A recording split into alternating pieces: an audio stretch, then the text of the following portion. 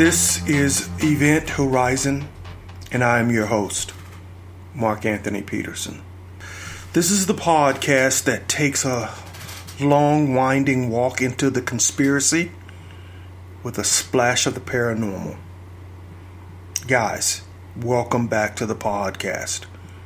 I know I'm coming back real quick after the last episode. I've been talking about who is God and have given you two different perspectives. But today I wanted to come and talk to you about something a little different because something really weird happened to me. The title of today's episode, episode 28, Spirit Walkers, Out-of-Body Experiences Revisited. But before we jump in, you know what I have to do. I have to give you the disclaimer. I'm not a religious expert. As a matter of fact, I was kicked out of vacation Bible school when I was a kid and out of Sunday school as an adult for posing some of the same questions that we talk about on this podcast. I'm not a theoretical physicist, but I did stay at a Holiday Inn Express. And so I feel like I have the right to ask some of the same questions as anyone else about this weird, spooky stuff that we see happening in our reality. So, based on the title of today's episode, I think you know where I'm going. Spirit walkers. According to Tamara Christine Van Hooser, in her article, What is a Spirit Walker? She zeroes in right on the Native Americans and says that they identify spirit walkers as their leaders, their doctors, their medicine men and women, their elders, their are the people who are seen as mediators between the spirit world and this reality. They're kind of like that cartoon, Avatar, The Last Airbender. For many of those who follow cartoons like I do, that was a fantastic cartoon. With this young kid who was the missing link of sorts, the mediator between the spirits and the physical world. And whenever he could go into a trance, he could harness the power of that spirit world and wield it in the physical world. Van Hooser continues in her article, an Indian spirit walker derives his name from the belief that he is one who walks with the spirits to receive guidance and wisdom to use for his people's benefit. He is charged with overseeing the tribe's physical and spiritual well-being, and thus holds an important position of power within the community. Van Hooser talks about all the different methods that a spirit walker can use to induce the trance that allows him to walk amongst the spirits. Fasting, rhythmic drumming, songs, sometimes even drugs that would help them achieve that state that allowed them to talk to the spirits. I always thought it was interesting as a kid to see many TV shows, movies, magazines, and books that would make fun of ancient tribes that would first treat patients to drumming, to dancing, to singing before they tried to give them any medicine. Many years later, we're finally starting to catch up and understand that healing starts with the mind. You don't believe me? Go look up all the placebo tests that have been run to realize that part of healing is giving people attention, healing their spirit. But these spirit walkers are the people who are the mediators, the ones who can receive the wisdom from the spirit world and bring that back into the physical world.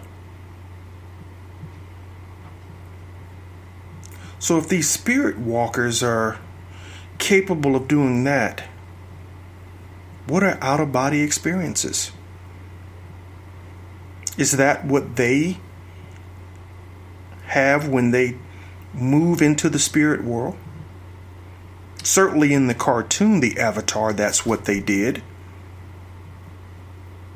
And for those of you who aren't familiar with the term out-of-body experience, or OBE, it's that sensation you get when you feel like you're floating outside of your physical body, where you can turn and view yourself from a distance. Your body feels free, adrift from your physical self. But you feel like there's still this fragile thread that connects that consciousness back to your physical body.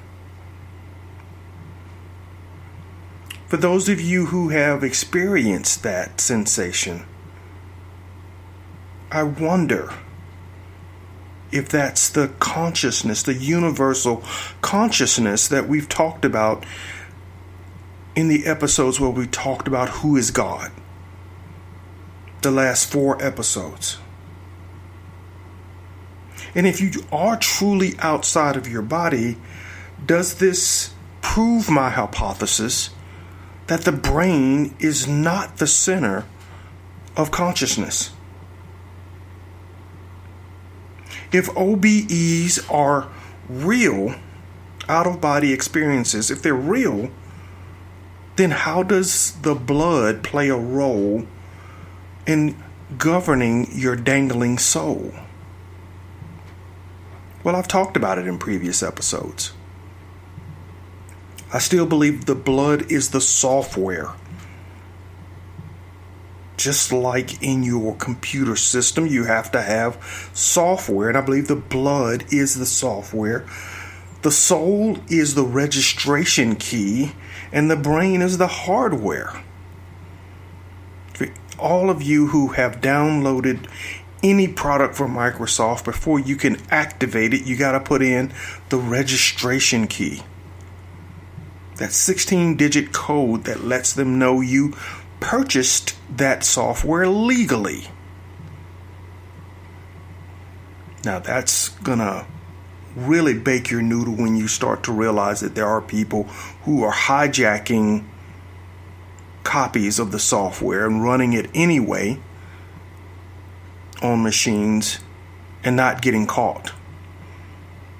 It's going to give you some crazy implications of how that may work in our world with our body and our consciousness.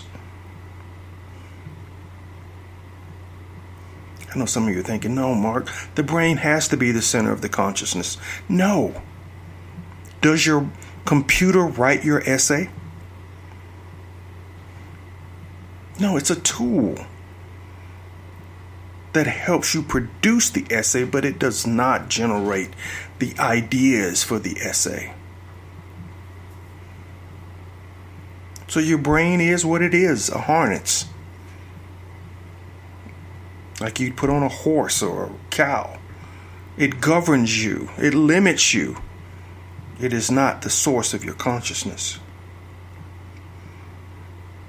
Researchers have been dancing around this out-of-body experience since the 1800s. According to Medical News Today, psychiatric researchers in the 19th century were abuzz with the term out-of-body experience. So much so that it became a romantic literary movement.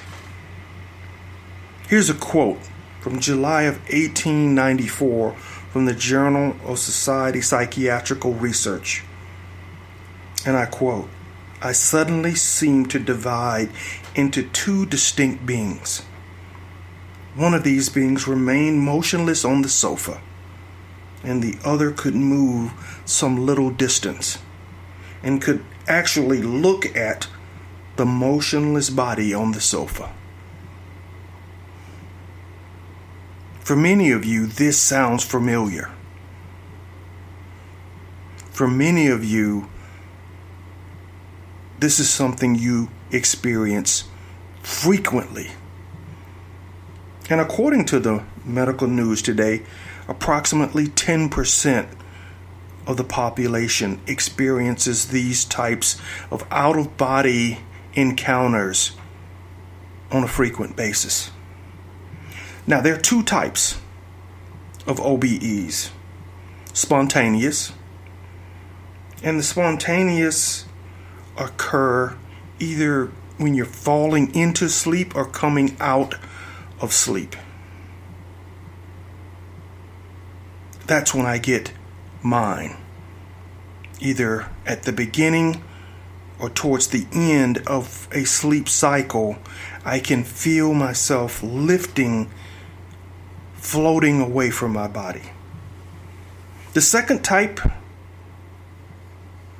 is one that you probably heard Steve Jobs talk about: the induced OBE, where you use many different stimuli to produce the trance-like state that allows your body to separate from your spirit. And you can do that with all sorts of hallucinogenic drugs, such as DMT or LSD, or you can be in some sort of sensory deprivation chamber, a flotation tank, or listen to white noise. Kind of like the kid from Stranger Things, 11. The kid would climb in a tank or tub or bathtub or swimming pool and induce the state that would allow her to travel and connect with individuals in the spirit world. I know exactly what you guys are saying. Mark, have you had the kombucha yet?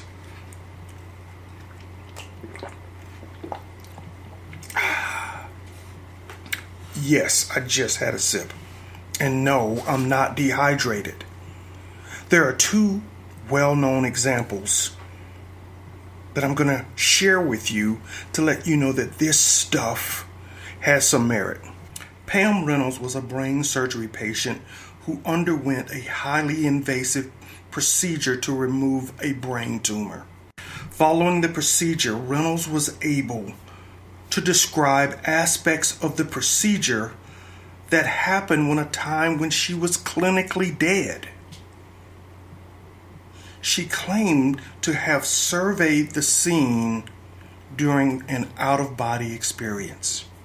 Doctors who operated on Reynolds confirmed her account, confirmed the things that she told them that happened in the operating room. And there's no possible way, in a physical sense, she could have witnessed anything that they were doing.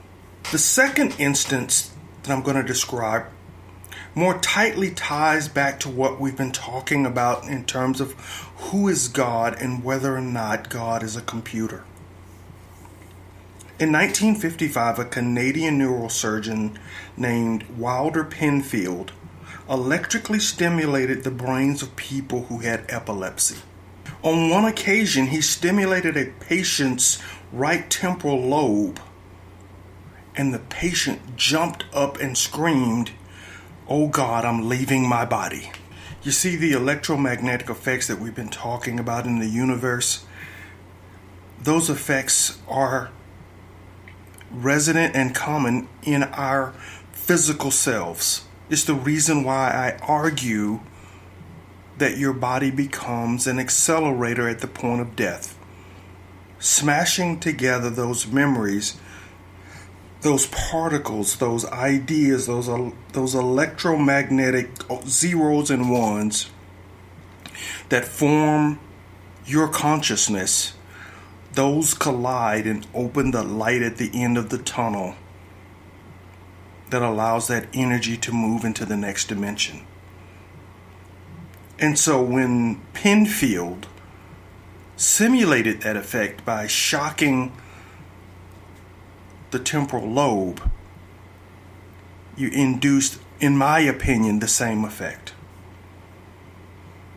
But like I said, I just stayed at a Holiday Inn Express. Now, why am I bringing all this stuff up? Because I had another out-of-body experience that was weird. For those of you who follow the podcast, you know I have these out-of-body experiences pretty regularly.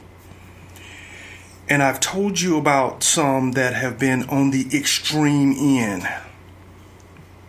When I was living in Washington, D.C., shortly before graduating from undergrad, as a 22-year-old, I had an out-of-body experience, and there was an entity sitting at the foot of my bed. The electromagnetic charge of this entity distorted the reality of the room that I was sleeping in and made it imbalanced. The ceiling became as big and as tall as that entity became, and that entity grew to sizes that my brain could barely fathom. It seemed thousands of feet high, and yet it couldn't have been in a room where the ceilings were no higher than 10 feet. For those of you who listened to episode 1, you know that for the rest of that day and the following days, I felt as if something had come into my physical reality and was stalking me around Washington, D.C. On my walk to the metro, on my walk from the metro back to my house that evening, there was something there, something that had come through. I haven't felt that sensation, that entity, that feeling in a very long time until this week. That's why I needed to get on and talk to you guys. I was working on Who is God Part 3, but I needed to jump in and share this experience before I release that next episode. I was lying in bed. My wife had gotten up and left for an early morning yoga class. It was just me and my tabby cat, Franny, who was somewhere in the house. I remember her leaving, but then falling back into a deep sleep.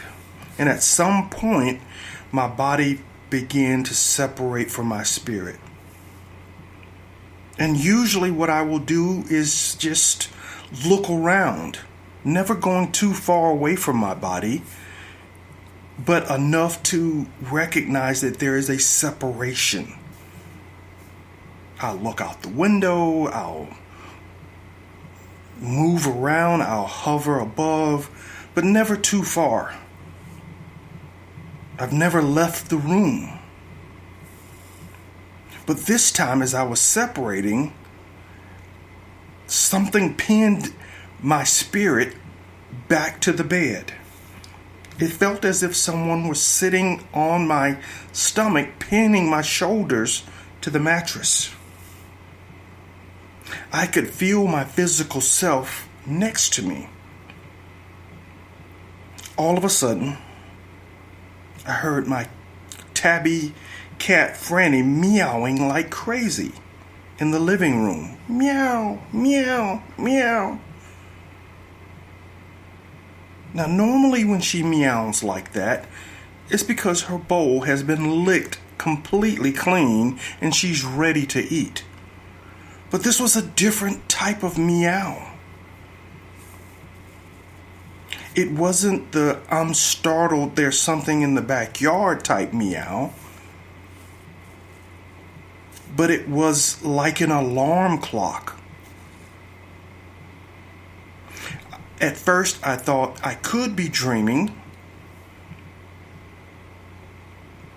but she continued to meow, and then all of a sudden, I heard the hardwood floors in the living room move as if someone was walking on them.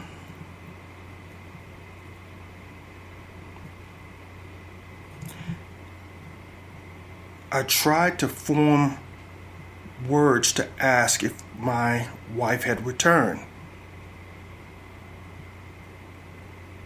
but my mouth would not move. I struggled to ask, "Who is there?" I continued to hear the cat meow, meow, meow, but the meows were getting closer as the steps on the hardwood floors were getting closer and closer to my bedroom. The cat seemed to follow behind or walk alongside whatever that was. I continued to struggle and think to myself, if I can just blink, I can rejoin with my physical self and come out of this state, but I could not. My spirit could not move. I was being held, pinned to the mattress. And then the door pushed open slightly, which normally means that the tabby cat is going to come and jump in the bed and we're going to nap. But she continued to meow as she walked into the door, and the footsteps on hardwood floors followed her in. She jumped up onto the bed and positioned herself between my physical self and my spiritual self and continued to meow. The steps went to the foot of the bed and then to the left and stood closest to my physical body.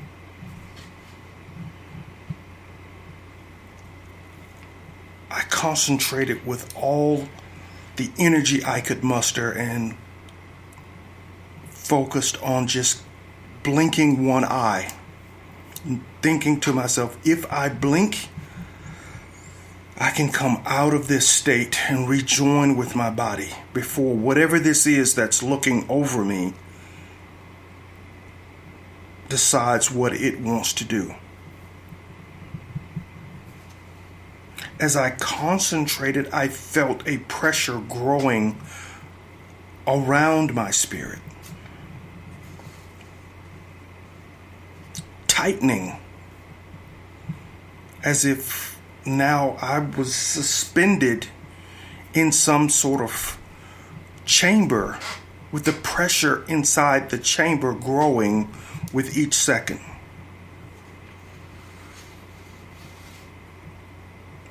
The cat meowed one last time, which seemed to give me enough of a pause to blink and come out of it.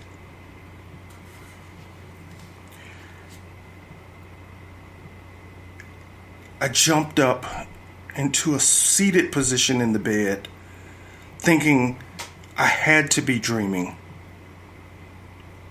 But the cat was sitting right there next to me. I don't know what that's all about. I don't know if that's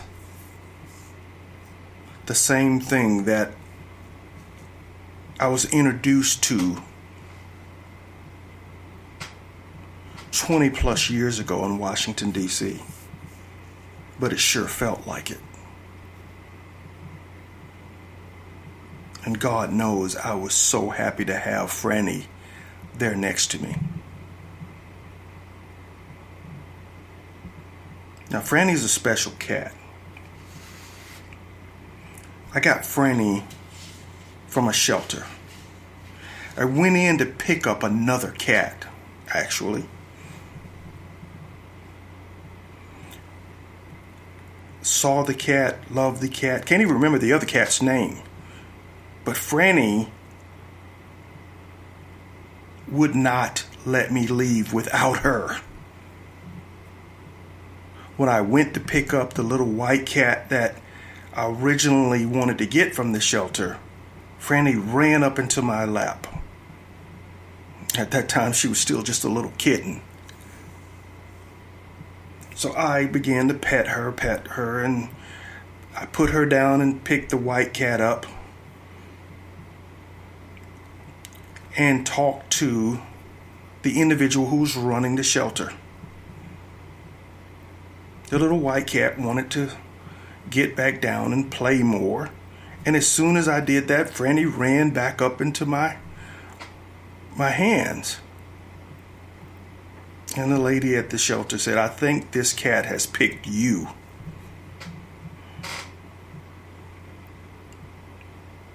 And so I took her advice and brought Franny home instead of the other cat.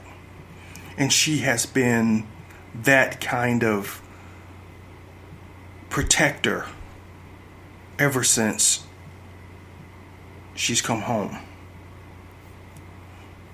Follows me everywhere.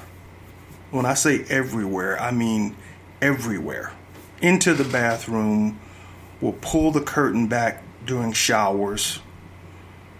I've never seen a cat not afraid of water the way she is.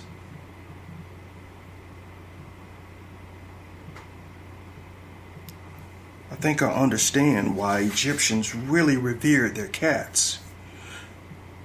Because as I've said in a previous episode, I think these guys see things on another plane that we can't see.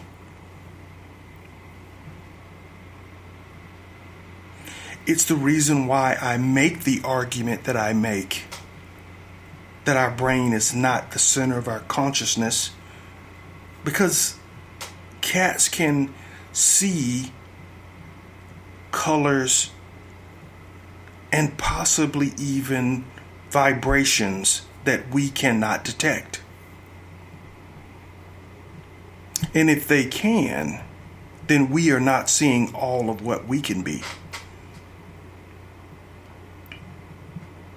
I'm not beating up on dog lovers. I love dogs too. But if you're a spirit walker, you need to get yourself a cat. Guys, I don't know what any of that means. And for those of you who have had these types of experiences, I'd love to learn from you. I set up a group off the Facebook page called Spirit Walkers. And I'd love for those of you who've had these experiences to join the group, and let's share our experiences and see if we can figure out what we're missing in this world. Because I believe our world is more than what we can see. And our ancestors knew that. And the more humble we become, the clearer the signs that they've left for us become. We start to see and understand what it means to truly experience reality. The more arrogant we are, the more we miss the real meanings.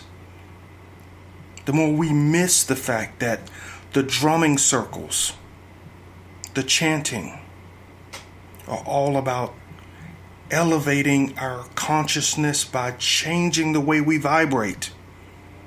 And that's more important than any medicine. But for years, our arrogance would not allow us to accept that. Guys, thank you for letting me have this little detour. I don't know what it means. And like I said, I haven't felt that experience, that energy, that power, that entity in a very long time. Come walk with me. Join the group, share your experiences, and let's see what we see. This has been Event Horizon. I am your host, Mark Anthony Peterson, and this is the podcast that takes you on a winding, meandering road of conspiracy with a splash of the paranormal. Until next time, guys, peace.